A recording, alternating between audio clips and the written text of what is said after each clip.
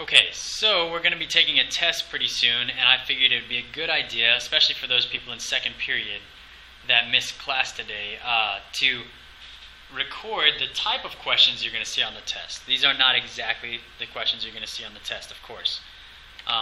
So here's how you approach these questions. All right, the first group of questions we're going to be doing is a group of questions called mixture problems. Okay, they're systems, but they're mixture problems. All right, so starting off, Kristen wants to make 6 gallons of a 34% alcohol solution by mixing together a 24% alcohol solution and a 64% alcohol solution. How much of each solution must she use? So, when I explain this, I say your variables can almost be found using this question. What do you not know? It asks how much of each solution must she use. So you don't know how much of each solution she must use. So let's call X the percent, or the amount of 24% alcohol solution. So the amount of 24% solution. And let's call Y the other solution, the 64%, the amount of 64%. The amount of 64% solution. So there's my X and my Y. I've defined my variables. Now here's the thing. We don't know how much of the X we need to use. We don't know the amount that we need to use. We don't know the amount of Y that we need to use. But we do know that when we add those amounts together, it better come out to 6 gallons, because that's how much Kristen wants to make, 6 gallons. So when we're talking the amounts, there's the amount of X plus the amount of Y. When they're added together, it has to be 6. There's one equation. Next equation is now talking about the actual content, the makeup of it. So we want something that's going to end up being 34%. All right, well, for however much we use in X, we've got 24% alcohol in it. So it's going to be 0.24. Remember to turn every percentage into a decimal. So 0.24 for however much X we have, plus 0.64 for however much Y we have, equals 0.34 for however much our final solution has. So here's what we've really got. We've got an amount plus an amount equals a total amount. Then we've got a percent times that amount plus a percent times that amount equals a percent times the total amount. Another way of looking at a mixture problem is you've got this initial equation where you've got an amount plus an amount equals a total amount. Notice that equation is still down here in the second equation. You've got X. You got Y. There's your Y. You've got that 6. You've got that 6. You've got 3 percentages up here. Each one of these pieces of this equation has a percentage that goes with it. 0.24 goes with the X, 24%. 0.64 goes with the Y. 0.34 goes with the 6. Okay? There's a few ways to look at that. So there's your matrix, right? 1, 1, 6, 0.24, 0.64, 0.34 times 6. And that should give you the answer. The other one, just like it. So here it is. We need to build a garden that has 10 cubic feet of soil containing 17% clay. You have 2 types of soil. You've got a 35% clay soil and a 10% clay soil. How much of each soil should you use? So that's what we don't know. We don't know how much of each we should use, so those are my variables. Let X be the amounts of 35% clay that we use, or soil that we use, and the amount Y is the amount of 10% that we use. Okay, we don't know how much of each of these we're going to use, so that's why they're variables. But we do know that when we're adding them together, just like a second ago, when we were adding these together, we needed a total of 6 gallons. Well, when we add these together, we need a total, when we add these two amounts together, we need a total of 10 cubic feet. And just like a second ago, you could see these 3 pieces in that second equation.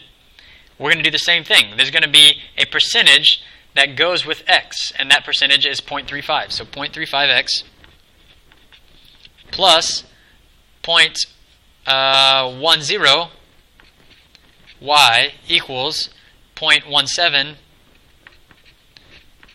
times 10. So there it is.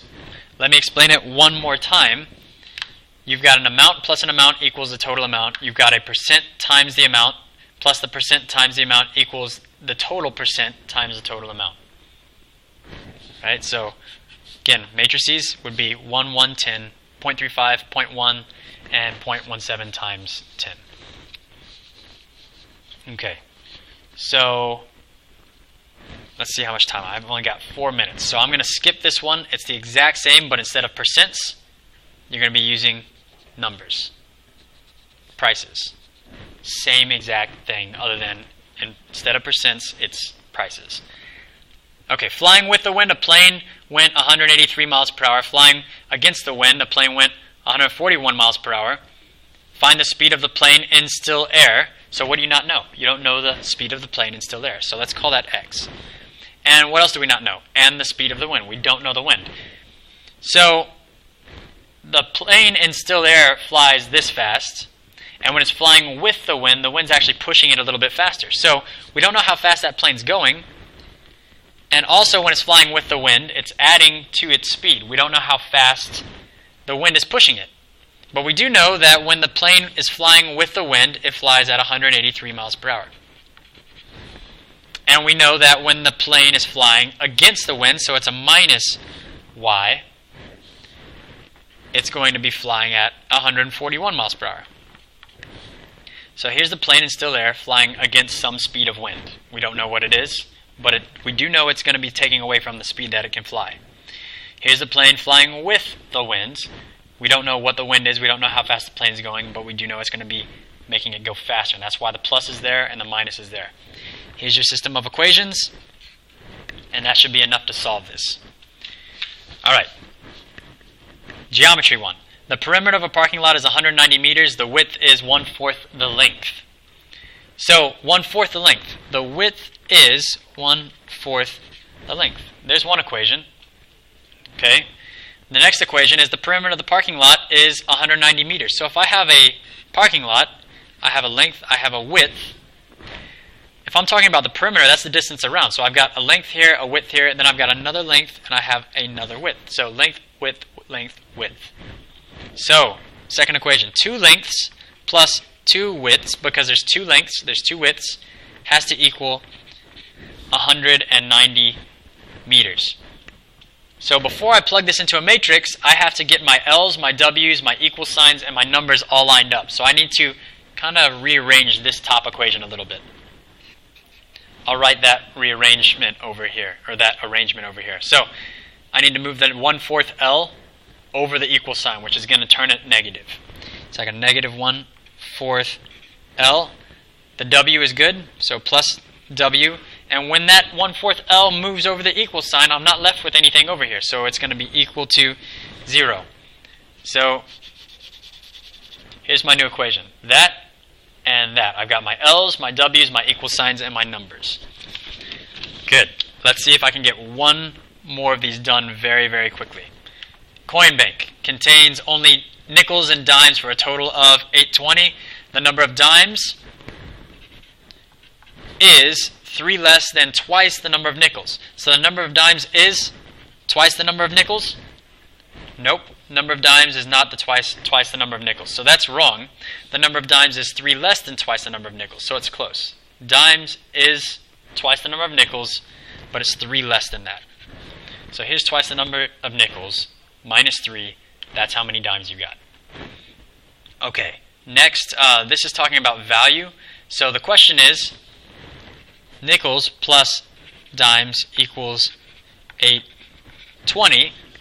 Right now, you made a nickel worth $1, and you made a dime worth $1 because you didn't put anything in front of it. There's a 1 there. How much is a nickel worth? A nickel is worth 5 cents. So make sure you've got the 0.05 in front of nickels. So for every nickel, you multiply it by what it's worth, 5 cents. For every dime, you multiply it by what it's worth, 10 cents. Again, you've got to rearrange this top equation so you can plug it into a matrix. So doing that right here, I'm going to have a negative 2n plus d equals negative 3.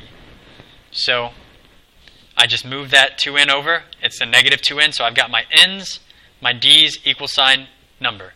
N's, d's equal sign number. So that's good to plug into a matrix. Alright, guys, that is all the time I have for this video. I hope it helps. Thank you for listening.